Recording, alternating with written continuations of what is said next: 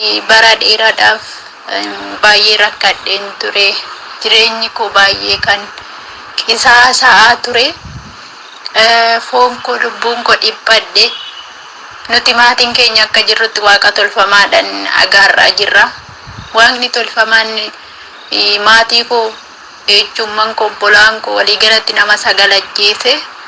Kanaaf bakka isa jalatti hidhamnee kiyyoo isaatiin jiraachaa jirra. Hanga har'a obboleewwan koo hundi keenya tokkichi keenya nagaa hin qabnu. Anirree baay'ee rakkadhe. Rakkinni kiyyaa hangana kan hin jedhamne bakka eegan biyyaa bahee waggaa 11 guutee ture. Waggaa 11 kana keessatti waan tokko bakka hojiin kiyyaa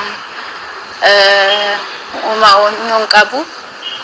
Hojiin kiyyaa karooran qabu. Galma ga'uun hin jiru. Kaayyoon koo galma ga'u qarshiin argadhu reessa akka deemuun beeku. Dadhabbii malee lifeetii malee gadadoo malee boo'icha malee dhiphina malee waan tokko argadhe hin beeku jechuudha. Annaa bakka baay'ee rakkadhe. Nan boo'a, nan gadda, nan dhiphadha. Waan an hojjedhu natti hin fakkaatu bakka waan tokko yaade biran ga'u. Baay'ee kanan rakkadhe dhugaa. Amma garuu kun barumsa isin yeroo darbee barsiistaniin achirraa YouTube irraa argadhe. Achirraa barumsa keessaniin nan baradhe kun hanga tokko maan jedhu garuu ammarree baay'ee qormaata hedduutu na qoramaan jira. Baay'ee nan qorama. Diinni koo harka jijjiirratee karaan ani hin beekne natti dhufee na qoraa jira. Egaa Waaqayyo humni isaa guddaadha akka itti jalaa na baasuuf. Maaluma tokkoon isin gaafadha jedheeti furmaanni koo maali? Qormaatan qoramaa jiru kan hangana hin jedhamne bakka. Ani eegan biyya Arabaa deeme kanaati soomee hin beeku. Gizeen biyya jirurree sooma Faasikaa kana tokkicha soomna. Beeta kiristaanaa yeroo namni du'ee fi guyyaa xinqataa bichaadha kan dhaqnu. Malee wanta hin beeku tokko hin jiru. Innaa maatiin keenya warra qaalluu jalatti bulu. Isaaniifillee galchaarree namarree galchuu midhaan dhiisanii horii dhiisanii yeroo dhalattu daa'imni waggaa ji'a yeroo guuttu uumaa silaa kiristinnaa kaasanii isaan daabiloos kana bira waaqa tolfamaa kana bira geessaniiti inni maqaa itti moggaasa. Innaa yoo nu dhukkube isaaf silatii nu godhu yeroo nuti guddanne isaaf geessanii nu kennu. Bakka jireenyi keenya kana fakkaata. Baay'ee kan nama gaddisiisudha akkuma isin jettanii jechuudha. Kanaaf amma nuti obboleewwan kiyya madadaan rakkoo cimaa keessa jiranii agarraatti bakka. Kan yoo itti himanillee kan namaa hin dhageenye jechuudha. Kan amanan san amanu malee isa waaqa dhugaa isa samiif dachii kana uume hin beekan isirumattu bakka. Isa sodaatu. Kanaafuu maal jedheen isinitti seenaan kiyya baay'ee guddaa fi bal'aadha. Garuu amma immoo baay'ee qoramaan jira. Qormaata kiyya kana akkamiin akkan injifadhu Waaqayyo akkanaa kadhattan isin gaafadha irra deddeebi'e. Wanta na gorsitan irra yoo jiraate wanta bakka kana durarree gaabbirree galeetan jira. Biyya Arabaan jiraanillee ammaaf gaabbirree amma tokko galeetan jira. Amma foon gooftaa dhiiga gooftaatti dhiyaachuun dadhabe. Achitti nan dhiyaadha waan jedhu guyyaa baay'ee na daangessa. Karaa fageetti nan beeta kiristaanan dur yeroo baay'ee dhaquu dadhabee deebi'ee gala. Bakka na dura dhaabbatee na naannessaa jira. Kanaaf Waaqayyo akkana gargaaruuf maaluma tokko akkanatti himtan jedheetiin. Maqaa Abbaa kan Ilmaa kan Hafuura Qulqulluu Waaqa tokko. Amiin. Egaani waa'ee waaqa tolfamaa kutaa macaafa qulqulluu keessaa osoo ilaallee yeroo hedduudhaaf yoo xiqqaate yeroo 97 ol macaafa qulqulluu keessatti waa'een waaqa tolfamaa barreeffameetu jira. Waaqa tolfamaani seenaa har'aa yookiin dhaloota har'aa qofatti kan daanga'e yookiin kan jiru osoo hin ta'in abbootii keenya darban irraa eegalee waaqni tolfamaan jiruuf jireenya ilmaan namootaa keessatti sadarkaa olaanaa kan qabatee fi namoota waaqayyoo irraa addaan baasuudhaan waaqayyoo irraati erga addaan bahaniin booddee garbummaadhaan seexanaaf akka isaan bitaman waaqa tolfamaadhaaf akka hojjetan kan taasise sadarkaa olaanaa kan qabate waaqa tolfamaa ta'uu isaati jechuudha. Kutaa macaafa qulqulluu keessaa yoo ilaalle Museen akkas jedhee dubbateera. Amma sabni kun cubbuu guddaa hojjeteera. Warqee irraas waaqa tolfamaa godhateera jechuudhaan Museen dubbateera. Kutaa macaafa qulqulluu keessaa seera boqonnaa 32 lakkoofsa 31 gaafa dubbisu Museen qaal kidaanii waaqayyoo taabota waaqayyoo guyyaa 40 halkan 40 tsoomee waaqayyoo irraati abboomin kurnan kan irratti barreeffame sabni cubbuudhaan akka hin bitamneef waaqayyoon akka waaqeessaniif jecha sana abboommii sana eeganii akka isaan jiraataniif waaqayyo kan isaaniif laate kennaa sana fidee gaafa dhufu sabni Israa'el garuu oolmaa waaqayyoo dagachuudhaan waggaa 430 garbummaa jala kan turan galaana Eertiraa addaan kutee isaan ceesisee maannaa samiidhaa isaanii buusee isaan nyaachisee lafa gogaa keessaati bishaan burqisiisee kan isaan obaase waaqayyoon uumaa isaanii sana dagatanii waaqa tolfamaadhaaf ennaa isaan bitaman argee sabni kun cubbuu guddaa hojjeteera. Warqee irraas waaqa tolfamaa godhateera. Waaqa tolfamaa waaqessuun cubbuu guddaadha waaqayyoon biratti. Seera boqonnaa 20 irraa kaasnee gaafa dubbisnu abboommiin isaa inni jalqaba ana malee waaqa kan biraa tokkollee ana biratti hin qabatin jala. Ol samiirra gadi lafa jala kan jiru bifa qirixameen gonkumayyuu waaqa tolfamaadhaaf in waaqessin tolfattee hin jilbeeffatin jedhee waaqayyoon abboommii isaa jalqabaa irratti kan barreesse keessaa isa jalqabaa waan ta'eef waaqayyoon ni balaaleffata. Kun cubbuu guddaadha jechuudha. Cubbuu guddaa kana jalaa bahuudhaaf immoo dirqama waaqa tolfamaa kana gananii gara waaqayyootti deebi'uun barbaachisaadha. Mallattoo fannoo gooftaa koo Yesuus Kiristoosiin qaama koo hunduma yeroo sadii nan mallatteessa maqaa abbaa kan ilmaa kan hafuura qulqulluutti qulqulluuf ulfaatoo kan ta'an sadummaatti Sillaaseetti amanuuf kadhachuudhaan yaa diina koo seexana singanaa asmanaadha koo mana kiristaanaa kana fuuldura dhaabbadheen sigana kanaafis ragaan koo maaramiidha. Addunyaa kanattis addunyaa isa dhufuttis ishee doofirkoo godhadheen yaa diina koo seexana singana jedhee qulqulluun Efreem galata giiftii keenya dubaroo maaramii irratti akkuma barreesse nutis kanaatiin waaqa tolfamaa gannee waaqayyotti akka amannuuf ka'umsa kan nu ta'e isa kana fudhannee waaqa tolfamaa ganuun barbaachisaadha. Singana jechuun hin barbaachisaadha. Furmaan isa kana. Waaqa tolfamaa kanaan sodaachuu osoo hin taane yaada keenya keessatti birrachuu osoo hin taane singana jennee ganuun barbaachisaadha. Obboleettiin keenya namoota 9 kan ta'an akka ajjeesee isarras darbee jiruu fi jireenya ishee keessatti maatii ishee dabalatee rakkoo guddaa keessa akka isaan jiran kan isheen dubbachaa jirtu. Waaqni tolfamaan sadarkaa lamaan kan inni nama qabu. Inni jalqabaa jireenya foonii fi lubbuutiin si qaba jechuudha. Fooninis akkasitti hin mijanne biyya lafaarra gaafa jirtu fooninis nama akka hin taane jireenyaan akka ati waan yaaddu hundi akkasii guutamee hin jiraanne taasisuudhaan yoo wanta ati yaaddu kan foonii sii guute immoo karaa lubbuu akkasitti irratti taasisuudhaan waaqayyoon si gansiisa. Gara waaqayyootti nan deebi'a gaafaati jettu gara waaqayyootti nan deebi'a gaafaati jettee yaaddu kaayyoo gara waaqayyootti deebi'uu keessi harkaa balleessa. Nan sagada gaafaati jettu nan tsooma gaafaati jettu gaabbiin gala gaafa jettu gara fooniif dhiiga waaqayyoottiin dhiyaadha fooniif dhiiga waaqayyoon fudhadha jettee gaafaati murteessitu karaa kee fuuldura danqaa kaa karaa kee fuuldura boolla qota karaa kee fuulduratti kiyyoo kiyyeesse kaa kiyyoo kana darbuudhaaf jalqaba irratti singana jennee ganuun barbaachisaadha. Singana erga jennee gaabbii galuu tsoomaa fi kadhannaadhaan jabaachuu hafuura akka kanaa mo'uun kan danda'amu tsoomii fi kadhannaadhaan malee hin danda'amu jedhee gooftaan keenya qorichi keenya Yesuus Kiristoos wangeela Maatewos boqonnaa 17:21 irratti akka dubbatee ture waaqa tolfamaa kana ganuudhaaf sirriitti kadhachuun tsoomuun barbaachisaadha.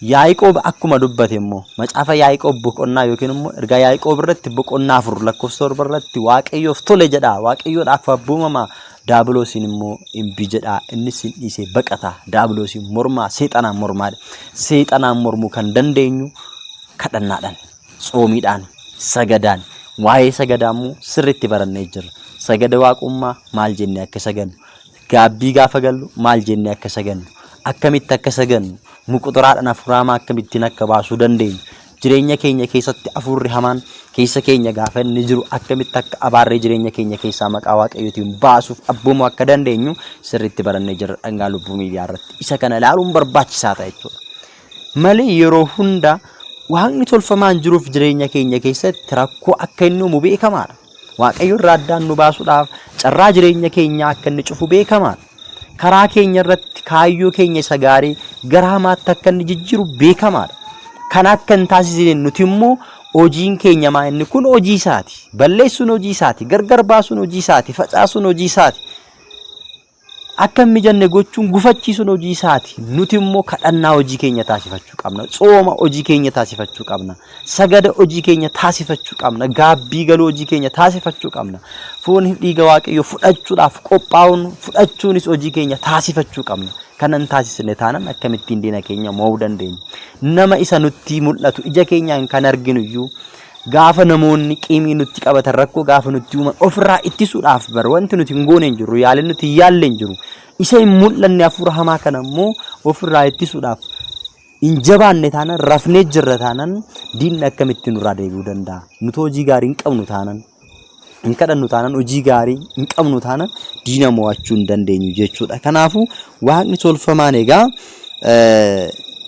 gaarii miti keessumattuu jechuudha waaqni tolfamaan jireenya mucaa namaa keessatti sadarkaa olaanaa kan inni qabate akka biyya keenyatti haadholii fi abbootiin durii ijoollee isaanii gaafa dahan jalqaba irratti aarsaa dabarsanii isaaniif kennuu isaaniitiin jalqaba irraati mucummaa irraa kaasee urrachuudhaan kun ijoollee kiyyadha jedhee ijoollee koodha mucaa koodha mucoo koodha jedhee waan qabatuuf isa kana addaan baasuudhaaf diina kanaa fi mucaa sana addaan nama sana addaan baasuudhaaf aarsaa guddaa gaafata. Fakkeenyaa fi macaafa qulqulluu irratti akkuma argitan ani waaqayyoodha ati ijoollee kee keessaa tokkollee moolee waaqayyo tolfamaadhaaf aarsuudhaaf ibiddatti dabarsitee hin kenne maqaan waaqayyo keetis hin xureessin jedha. Seera Lewwotaa boqonnaa 18 lakkoofsa 21 irratti abbootiin jalqabaa kaleessa irraa jalqabanii maal gochaa turani ijoollee isaanii aarsaa taasisanii kennaafii turan. Ammachiisaa turan waaqa tolfamaadhaaf ijoollee akka ta'aniif dabarsanii kennaa turan kanaafuu jaallatanii fedhii isaaniitiin beekanii osoo beekanuu waaqni kan biraan jiru ati waaqa kiyyadha jedhanii dabarsanii ofii isaaniitiin jaallatanii erga kennanii fi inni immoo ijoollee kiyyadha jedhee qabata jechuudha jalqaba ilaalaa addaami edan gannat keessaa waaqayyoon ganee akkuma baheen kiyyoo daabiloos jalatti kufe Addaam garbicha seexanaa waan garbitti seexanaa jedhamanii garbummaadhaan waggaa 5,500 guutuu kan isaan bitaman sababii ofii isaanii yakka hojjetanii harka isaa jalatti kufaniif har'as dhaloonni sun maatiin sun ofii isaanii jaallatanii ofii isaanii barbaadanii bakka inni jiru dhaqanii ijoollee isaanii ijoollee daabiloos akka ta'uuf dabarsanii waan laataniif yeroo sanitti immoo diinni sun jalqabarraa hundeerraa seenee ijoollee sana waan qabateef amma namoota sana ijoollee sana dhalootaan kan qabatee dhufe sana jalqabarraati ijoollee kiyyadha jedhee kan inni fudhate sana isaanis ijoollee keeti jedhanii amananii kan dabarsaniif sana har'a isarraa addaan bahuudhaaf maal barbaachisa kadhannaaf tsooma barbaachisa. Afuura akka kanaa jedhe waaqayyo gooftaan keenya Yesuus Kiristoos afuura akka kanaa tsoomiif kadhannaadhaan malee baasuun hin danda'amu. Ammas taanan afuurri akka kanaa kun jalqabarraa hundeerraati kan qabate kuni kadhannaadhaaf tsoomiidhaan malee bahuu hin danda'u. Kanaafuu yeroo baay'ee immoo namoonni ala jirtan ani tsoomuu hin danda'u kadhachuu hin danda'u iddoon naaf hin mijatu jettanii sababa waan baay'istaniif isa immoo gargaaruu keessanii karaa kanaas gargaarsa gootaniif. Amma sinii danda'amettillee tsooma nan tsooma jettanii otoo murteessitanii sa'aatii 6 miti sa'aatii 7 miti 9 miti sa'aatii 3 nan sooma jettanii lapheen osoo amantanii amma humna keessanii otoo ofitti murteessitanii soomtanii diina kana mormuudhaaf yaalii gootaniittu. Waaqayyoon as keessatti isin gargaara garuu ani hin danda'u jettanii abdii kuttanii gaafa isin dhiistan diiyaabiloosiif karra bantanii jechuudha. Karra guddaa tokko bantaniittu. ለሚያመኑት ሁሉ ይቻላል warra amananiif ni danda'ama jedhe nuti amannee diina nammo wadha kadhannaan kadhadhuun sooman soomu sagadan sagaduun diina kana nammo wadha jennee ni amanna taanan warra amanuuf ni danda'ama jedhe utuu amma amantii jasanaaf caaqabaattanii tulluu sanaan buqqee kottu jettanii abboomtanii siniif abboomaa jedhee gooftaan keenya Yesuus Kiristoos kan dubbate kanaaf kan mo'achuu dandeenyu amantaa keenyaan nuti ni shakkina taanan keessa keenya taa'ee nu shakkisiisanis nuti karrabannaaf taanan soomuun danda'u jenna taanan kadhachuun danda'u jennee sababa mi'eessina taanan sababa gurra taanan sababa sanaan balbala nuti banne sanaan seenee diinni akka barbaadetti to'annoo isaa jala nu oolcha. Kanaaf to'annoo diinaa jalaa bahuudhaaf garbummaa diinaa jalaa bahuudhaaf furmaata kan ta'uu danda'u silas yeroo dheeraadhaaf irra deddeebinee kan dubbachaa turre sooma kadhannaa sagada gaabbii galu fooniif dhiiga waaqayyoo fudhachuudha jechuudha. Macaafa moototaa boqonnaa 10 lakkoofsa 27 irraa kaasnee seenaa jiru gabaabsinee gaafa ilaallu Hisqiyaas mootichi namni waaqayyoo akkamittiin waaqa tolfamaa fi arkee jireenya isaa fi jireenya maatii isaa keessaa jireenya saba Israa'el keessaa akka inni baasee ni argina. Fakkeenya Ba'aal waaqa tolfamaa in caccabsan galma isaas amma har'aatti iyyuu lafa namni itti seexoo ba'u hin godhatanidha. Kana jechuun galma waaqa tolfamaa sana erga barbadeessanii booddee bakka namoonni itti qabaman, bakka namoonni itti walgahan, bakka namoonni itti iddoo araaraa taasisan waaqa tolfamaa sanaaf galma waaqa tolfamaa sana ni balleessan. Akkasitti Ba'aal waaqayyo tolfamaa Israa'el keessaa balleessanidha. Jireenya keenya keessaa, kaayyoo keenya keessaa, hojii fi jireenya keenya, laphee keenya keessaa waaqa tolfamaa balleessuun barbaachisaadha. Macaafa moototaa isa lammaffaa boqonnaa 18 lakkoofsa 4 irratti iddoowwan sagadaa warra ol ka'oo in diige, utuboota akka dhagaa qulqullaa'ootti ilaalaman hin caccabse, bifa asheeraa waaqayyotti tolfamtuu mukeetii irraa qirixamanii tolfaman in jigse. Israa'eloonni hamma bara sanaatti fakkeenya bofaa isa Museen sibiila boorrejjii irraa hojjetee ture sanaaf hixaana waan aarsaniif Hisqiyaas immoo fakkeenyicha bofaa isa Nehuuxaataan jedhamu sana hin caccabseedha. Bakka waaqa tolfamaa fakkeenyaan kan hojjetame bifa bofaa kan qabu sana jawwicha diiyaabiloos diina sana Hisqiyaas ni caccabseedha. Laphee keenya keessaa, mana keenya keessaa, jireenya keenya keessaa waaqa tolfamaa sana caccabsuutu furmaata, baasuutu furmaata. Hin baafne taanan rakkoonsaa waanuma amma odeeffamaa jirudha. Isuma isin amma argaa jirtan kanadha jechuudha. Macaafa moototaa lammaffaa boqonnaa 23 lakkoofsa 15 irraa kaasnee gaafa dubbisnu akkasumas iddoowwan aarsaa Beetel keessaa iddoowwan ol ka'oo lafa waaqayyo tolfamoodhaaf itti sagadaman warra Yerobi'aam ilmi Naabeet ijaare ittiin Israa'eloota cubbuu hojjechiise ni caccabseedha. Eenyu? Salamoon ilma Daawit mana qulqullummaa erga ijaare. Beetel jechuun mana waaqayyooti. Namtichi amma maqaa isaa kaasne ilmi Naabeet kuni waaqolii tolfamoo hojjechuudhaan Israa'eloonni akka cubbuu ittiin hojjetan kan taasisaa ture sana Salamoon dhufee ni caccabseedha. Daaraa isaan godheedha. Bifa asheeraa waaqottii tolfamtoo sana ni guggubeedha. Jireenya keenya keessa, mana keenya keessa, hojii keenya keessa waaqolii tolfamoo fi galma waaqolii tolfamoo, bultoowwan waaqolii tolfamoo gubuu fi barbadeessuu nurra jiraata.